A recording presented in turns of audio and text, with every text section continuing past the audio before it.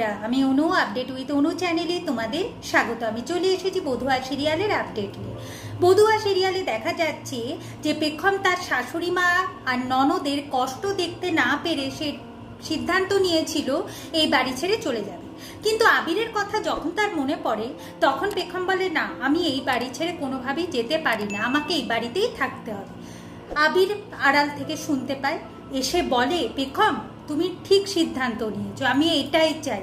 শোনো, পালিয়ে গেলে কোনো সমস্যার সমাধান হয় না, সাহসের সহকারে আর মাথায় বুদ্ধি খাটিয়ে সমস্ত সমস্যার সমাধান করতে হয়, আর যেটা তুমি খুব ভালোভাবেই পারবে।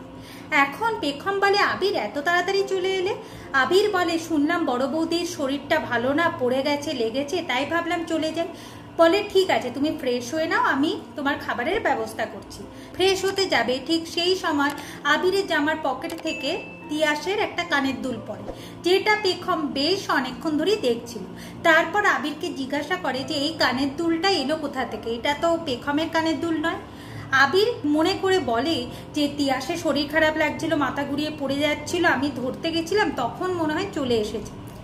সে ভেবেছিল যে পেখম ডাক দেখাবে, একটু পজিটিভ হবে তার স্বামীর প্রতি, কিন্তু পেখম খুব ভালোভাবেই হ্যান্ডেল করে ফেলে।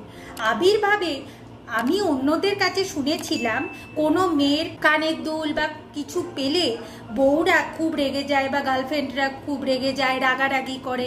কই পেখম, তুমি তো কিছুই করলে না, তার মানে তুমি একদম পজিটিভ নও, তোমার একটা মাত্র স্বামী, তাও তুমি পজিটিভ হবে না? পেখম বেশ হাসতে থাকে। এখন আবির বলে, আমি ভেবেছিলাম কোথায় আমাকে মার খেতে হবে, আর এখন তো দেখছি উল্টোটা। পেখম বলে, এত চিন্তার কিছু নেই, তুমি তাড়াতাড়ি ফ্রেশ হয়ে নাও, আর এইটা কালকে তিয়াসকে গিয়ে দিয়ে দিও। তার এরপর আবির পেখমের মনটা খুশি করবার জন্য বলতে থাকে, জানো, আগে না আমার পেছনে কত মেয়ের লাইন পড়ে থাকতো, মেয়েরা আমার প্রতি ফিদাই ছিল, একবার চোখ সরাতে পারতো না, আর আমার গিটারে গান শুনলে তো আর বলবারই কথা নেই।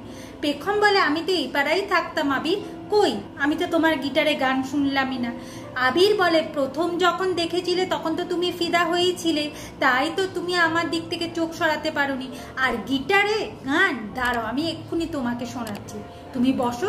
এই সব করে পেখমের মুখে তো হাসি তো ফুটেছে, আর এই হাসিটা দেখবার জন্য আবির সমস্ত কিছু করতে পারে। এইদিকে দেখা যাচ্ছে তিয়াস প্ল্যান করছে যে কিভাবে আবির আর পেখমকে আলাদা করা যায়, এই জন্যই তো এত কিছু করে যাচ্ছে। আবির আর পেখমকে আলাদা করলে তবেই তো তিয়াস এন্ট্রি পাবে, নালে পাবে কি করে? কিন্তু এখন এটাই দেখার, শ্রীয়ের কথা শুনে তিয়াস তো এত কিছু প্ল্যান করছে, কিন্তু সার্থক কি হবে? এইদিকে দেখা যাচ্ছে যে গিটার বাজিয়ে যখনই গান শোনাতে যাবে আবির পেখমকে, ঠিক সেই সময় শ্রী তার অভিনয় শুরু করে দিয়েছে। সে দরজা খুলছে না, কোনো খাবার খাচ্ছে না। কেন দরজা খুলছে না? এত চিৎকার চেঁচামেচি আওয়াজ শুনে আবির পেখম শ্রীয়ের ঘরের সামনে এসেছে, দরজা খোলার অনেক চেষ্টা করে যাতে তারা শ্রীকে বাঁচাতে পারে।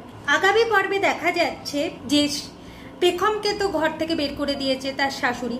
পেখম এখন কাঁদতে কাঁদতে তার বাড়ি গেছে, তার বাবার কাছে গিয়ে কাঁদতে কাঁদতে সমস্ত কিছু বলছে। আবির এখন চিন্তায় পড়ে গেছে যে পেখম কোথায় গেল, তাই সে পেখমের বাড়িতে ছুটে আসে। তারপর দেখে যে পেখম তার নিজের বাড়িতেই আছে। এখন আবিরের শ্বশুর মশাই আবিরকে প্রশ্ন করে যে তুমি তো কথা দিয়েছিলে আমার মেয়ের সমস্ত বিপদে, আর বিশেষ করে এই বিপদে তুমি আমার মেয়ের পাশে থাকবে, তাহলে কেন তুমি আমার মেয়ের পাশে নেই? কেন তাকে কাঁদতে কাঁদতে এখানে আসতে হয়েছে? তোমাকে এই সব কিছুর উত্তর দিতে হবে আবির। এভাবে আজকের পর্বটা শেষ হয়ে যাচ্ছে। আশা করি আজকের পর্বটা তোমাদের ভালো লাগবে। ভিডিওটা দেখবার জন্য আর আপডেট উইথ অনু চ্যানেলের পাশে থাকবার জন্য অসংখ্য ধন্যবাদ।